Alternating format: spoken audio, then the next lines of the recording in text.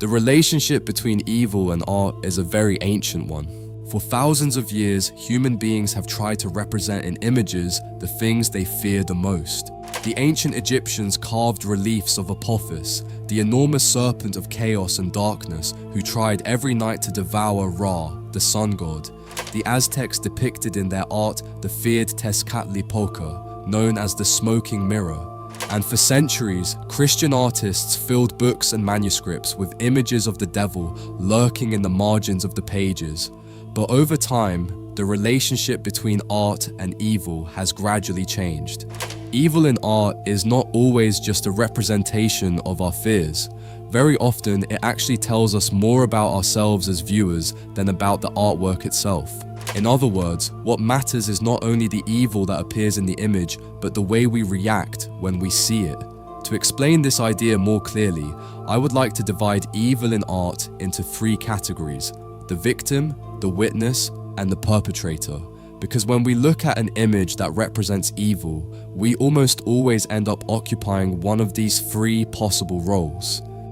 To begin, I will start with what I consider the strangest form of evil in art, the one that turns us as viewers into the victims. For this to happen, the artwork has to confront us directly. It must be intense enough to make us feel overwhelmed by what we are seeing. In those cases, we are no longer simple observers. Instead, we begin to feel as if the evil in the image is somehow affecting us personally. For me, one of the best examples of this is Two Satyrs by Peter Paul Rubens, painted in 1619.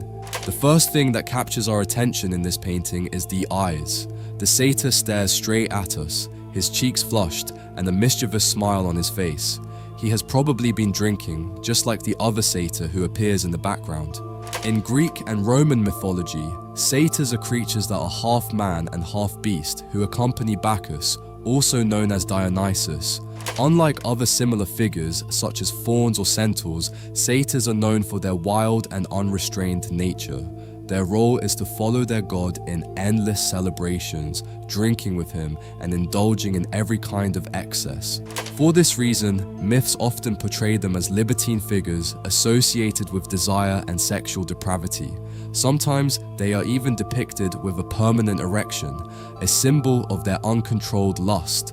All of this makes satyrs deeply uncomfortable and disturbing figures within mythology, and it is precisely that discomfort that Rubens manages to capture in this painting. To truly understand the scene, it is necessary to know the nature of these creatures. Having a satyr stare directly at you with a smile filled with desire and malice is unsettling. In a way, we stop being simple spectators and become the victims of the scene. Our own vulnerability seems to be reflected in the satyr's increasingly wide smile. However, being a witness to evil means more than simply observing it. In a certain way, it turns us into accomplices. What we see affects us and awakens in us the need to react or to judge what is happening. For thousands of years, artists have taken advantage of this very human impulse, the desire to take a position in front of what we are witnessing. For this reason, being a witness to evil is probably the most common way in which art connects us with it. Much of religious art operates under this logic. Many works invite us to contemplate suffering and to adopt a moral position toward it.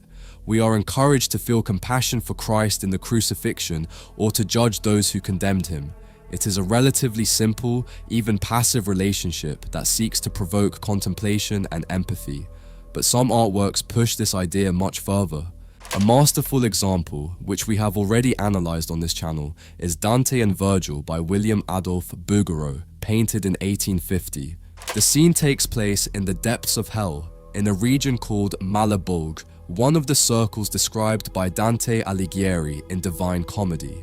There, Dante, Virgil, and a demon observe the brutal fight between two condemned souls, the heretic Capocchio and the fraudster Gianni Schicchi, who throws himself on him and bites him with animal-like violence.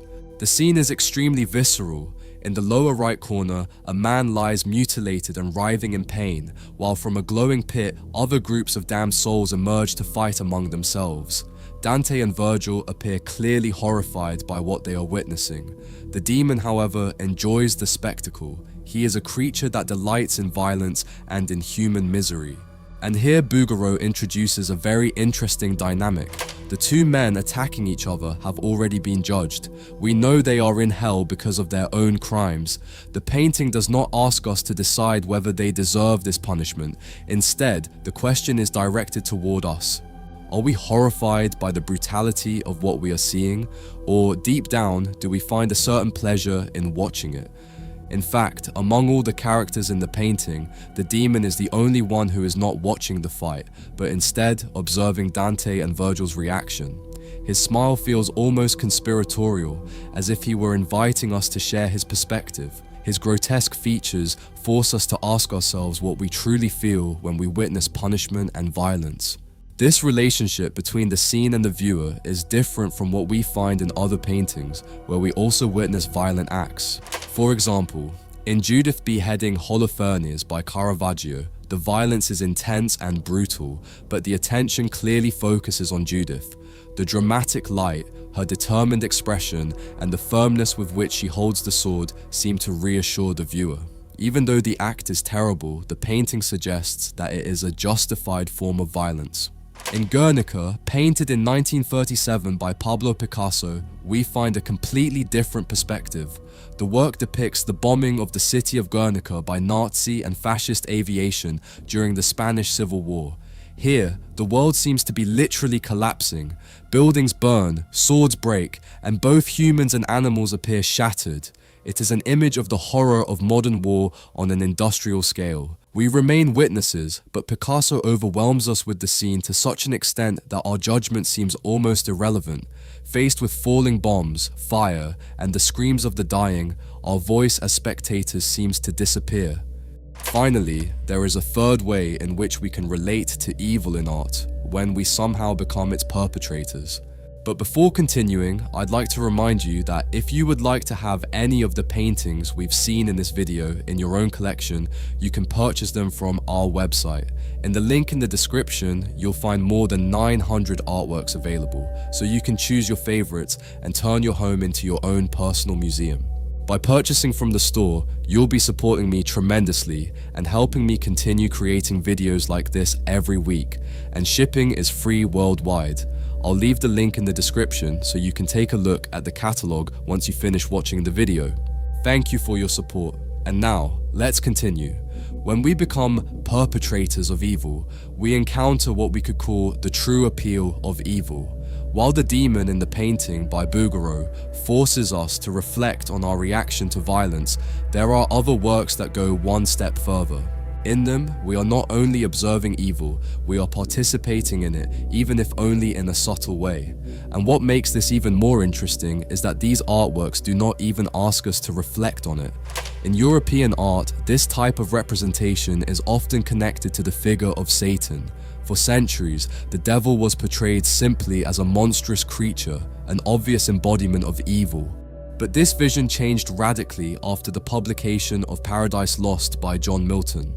In this work, Milton presents Satan not merely as the enemy of God, but as a rebel who rises against the established order. His character is proud, passionate, and defiant, very far from the grotesque monster of the medieval imagination. Many artists were immediately drawn to this new vision. In fact, it could be said that our modern way of understanding the devil, whether as Satan or Lucifer, can clearly be divided into a before and after Milton. A good example of this is Satan Exhorting His Rebel Angels by William Blake, painted in 1808. In this image, Satan appears as a powerful and beautiful figure, almost heroic, delivering a speech that inspires the fallen angels. He is not a repulsive creature, but someone who awakens our empathy. Something similar happens in Satan Summoning His Legions by Thomas Lawrence around 1796. Here we see an imposing figure calling his army to gather. His presence feels almost imperial, as if he were a rival worthy of God himself. We know that these figures represent evil, and yet they are fascinating. They are passionate, defiant, revolutionary. In a way, they seem like leaders we might be tempted to follow. And that is the true achievement of these artists. They make us forget for a moment that evil is still evil. they bring us closer to that darkness than we would normally be willing to go on our own. In reality, these representations were the first step towards something that today we see as completely normal in popular culture. Series like Lucifer or Supernatural present the devil as a charming, attractive, and even charismatic character. Evil no longer appears as something monstrous. It becomes seductive, passionate, almost irresistible, and our crime as spectators is precisely that we allow ourselves to be drawn to it. We become accomplices. Even knowing what he represents, a part of us still feels fascinated by figures like Satan. Now, I would like to know your opinion about this. Which of these three roles do you find most disturbing? The victim, the witness, or the perpetrator? I would love to read your thoughts in the comments. Thank you for watching the video all the way to the end, and I'll see you in the next video.